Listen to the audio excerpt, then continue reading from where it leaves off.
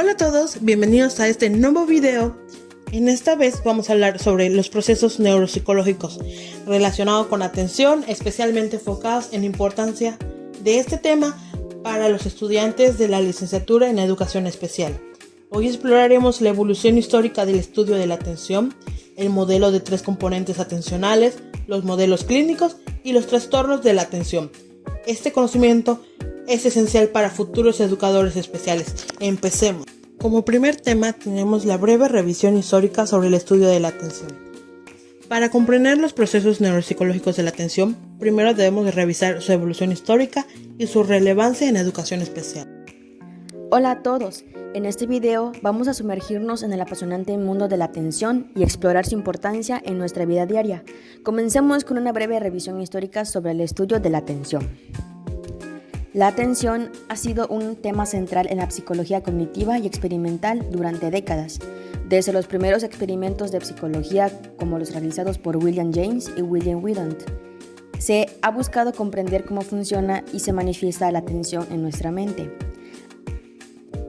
Como segundo tema, tenemos los modelos de 3 componentes atencionales. A continuación, analizaremos el modelo de 3 componentes atencionales de Posner y Peters y su importancia en la educación especial.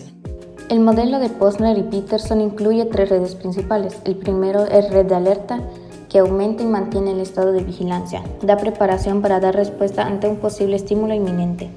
Esta red se divide en 3, que es el término aurasal, se ha definido como un continuo de capacidad de reacción fisiológica, siendo el sueño y la excitación los dos extremos del mismo, también llamado alerta tónica o intrínseka, que representa una función atencional básica que determina la eficacia de los sistemas atencionales corticales de más alto nivel y la capacidad cognitiva. Está la atención sostenida, que es la capacidad para mantener la atención sobre un estímulo, localización o tarea determinados durante periodos prolongados de tiempo. También es conocida como atención o alerta fásica. Por último está la vigilancia, es la capacidad de mantener el nivel de alerta durante periodos de minutos y horas, siendo la atención sostenida un proceso más a corto plazo que se mantiene durante segundos y minutos. Como segunda red está la red de orientación, que dirige la atención hacia estímulos específicos. Esta se divide en 2. La atención endógena estaría localizada principalmente en una red frontoparietal dorsal, en áreas que se encargan de la selección de la información sensorial y las respuestas. Como explica Fernández, Duque y Posner, el foco de atención puede desplazarse de un estímulo o característica estimular a otro de 2 formas distintas, que está la abierta. Cuando se produce un movimiento visible en la cabeza y o en los ojos, puede dirigir la atención hacia un punto concreto. La segunda es encubierta, cuando el foco de atención se desplaza sin necesidad de un movimiento visible.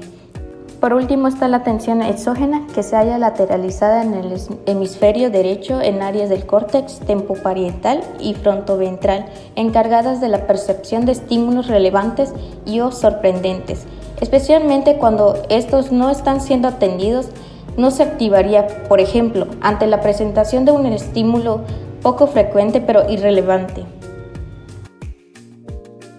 Por último está la red ejecutiva, gestiona el control inhibitorio y la resolución de conflictos. Se pone en marcha en situaciones que requieren un control activo de comportamiento o el procesamiento de la información.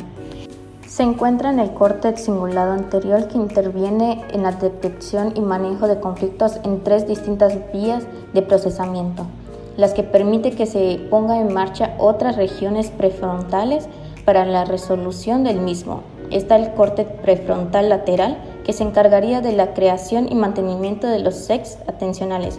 Esto concuerda con los hallazgos de memoria operativa o memoria de trabajo, según las cuales esta región, en su área dorsal, se encargaría de la manipulación y el mantenimiento de la información que está siendo utilizada. Por último está el córtex frontal interior, también ha sido relacionado con la red ejecutiva en virtud de sus conexiones con regiones temporoparietales en los mecanismos de atención exógena. Esta área del córtex prefrontal ventral parece activarse cuando 2 estímulos de baja frecuencia inesperados o claves relevantes previamente aprendidas ejercen de cortocircuitos en el procesamiento en curso. Para un educador especial, este modelo es una herramienta fundamental. Conocer las diferentes redes atencionales permite diseñar actividades y entornos de aprendizaje que potencien la atención de los estudiantes, facilitando así su proceso educativo. Ahora hablaremos de trastornos de la atención. Finalmente abordaremos 3 trastornos comunes de la atención y su impacto en el ámbito de la educación especial. Estos síndromes son el síndrome de confusión agudo, la heminegligencia unilateral y el TDAH. Como siguiente atención tenemos la atención alternante. Esta es la flexibilidad mental que permite cambiar el foco de atención y moverlo entre tareas con demandas cognitivas distintas, controlando qué información será procesada en cada momento. Un ejemplo es un cocinero que alterna su atención entre cortar vegetales y revisar el horno para asegurarse de que la comida no se queme. Tenemos la atención dividida, que esta definición implica responder simultáneamente múltiples tareas o múltiples demandas cognitivas. Un ejemplo es conducir un coche mientras se mantiene una conversación telefónica, usando manos libres y prestando atención tanto a la carretera como a la conversación. Estos ejemplos ilustran cómo diferentes tipos de atención son utilizados en diversas situaciones diarias, ayudándonos a realizar múltiples tareas y gestionar diversas fuentes de información de manera efectiva. Para los estudiantes de educación especial, estos modelos son cruciales. Permiten identificar signos de disfunciones atencionales y aplicar intervenciones adecuadas, mejorando así la capacidad de aprendizaje y adaptación de su alumno.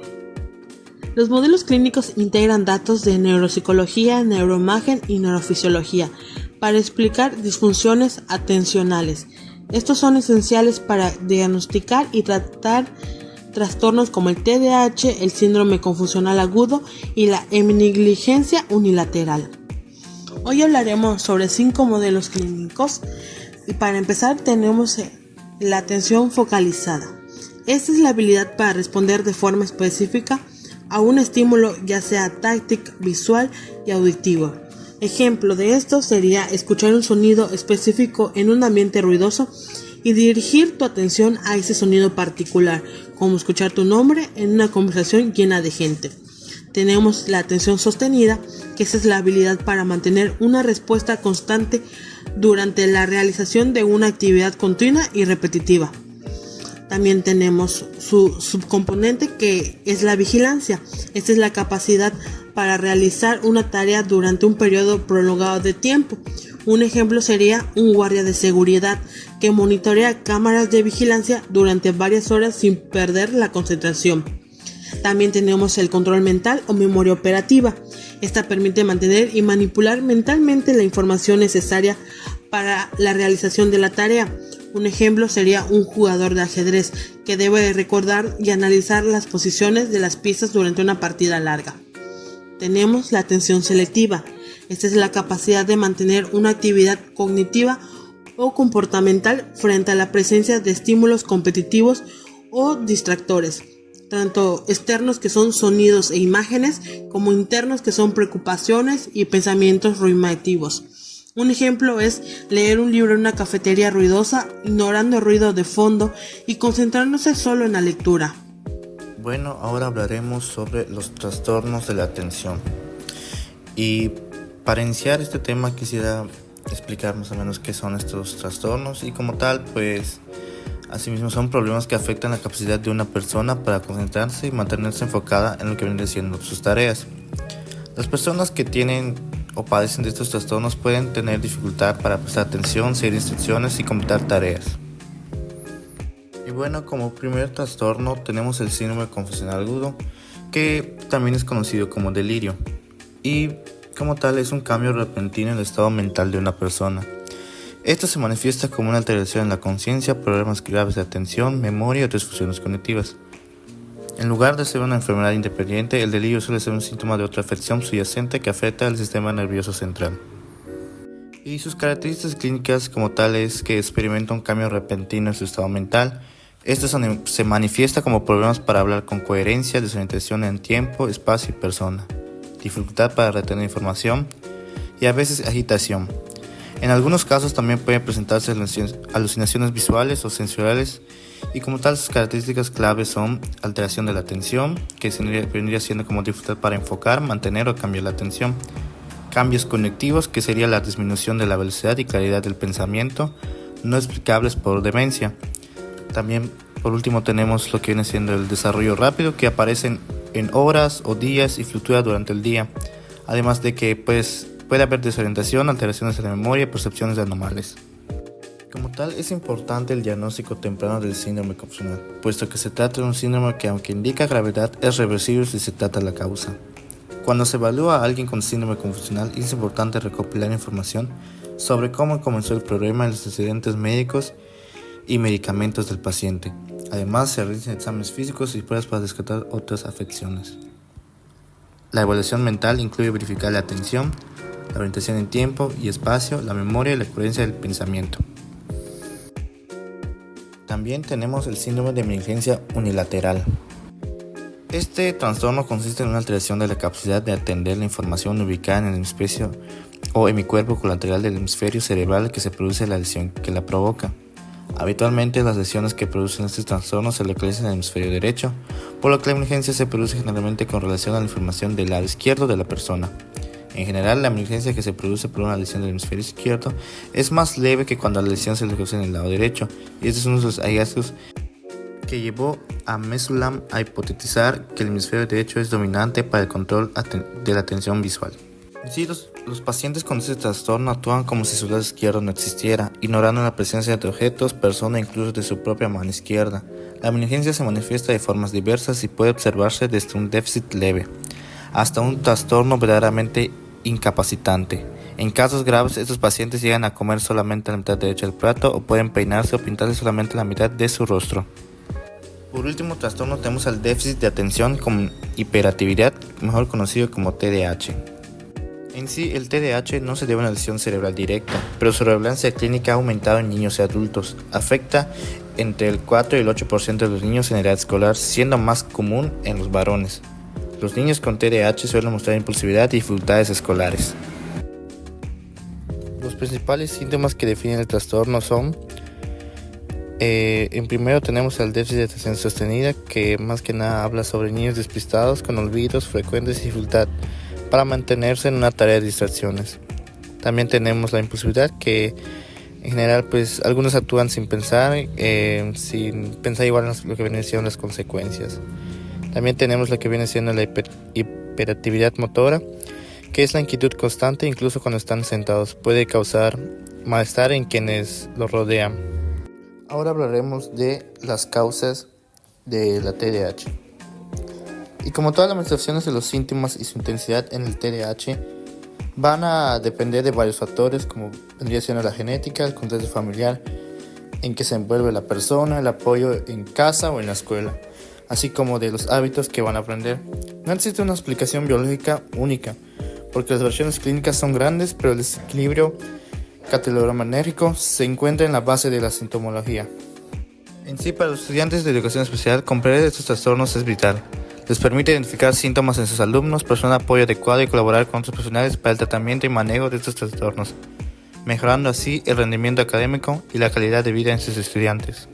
Concluyendo ya este video, hemos explorado la evolución histórica del estudio de la atención, el modelo de 3 componentes atencionales, los modelos clínicos, los trastornos de atención, todo en el contexto de la educación especial. Este conocimiento es esencial para los futuros educadores especiales, ya que les permite desarrollar estrategias de enseñanza efectivas, adaptadas a las necesidades específicas de sus alumnos. Gracias por acompañarnos y hasta la próxima. ¿Qué piensa o qué sabe sobre la atención? La atención para mí es la capacidad para realizar tareas, para poder entender, para cuando se está realizando alguna actividad, tú estés pendiente de lo que se te está presentando y puedas realizar la actividad que se te marcó. ¿Por qué es importante la atención en el funcionamiento diario? Porque nos permite concentrarnos y aprender cosas nuevas, ya que mediante eso, que mientras te concentras puedes realizar mejor la tarea, puedes entender y puedes aplicar lo que aprendiste. ¿Cómo sabes si alguien tiene problemas de atención? Es cuando se les complica concentrarse, cuando no hacen sus trabajos, cuando aunque se los expliques varias veces no lo entiendan porque se distraen rápido. Muchas gracias. ¿Puede que el estrés afecte la atención? Sí, el estrés puede afectar porque todos efectos podría ser la dificultad para concentrarse, como el estrés puede hacer que sea difícil concentrarse en una tarea específica, ya que la mente está constantemente preocupada. ¿Existen ejercicios simples para mejorar la atención?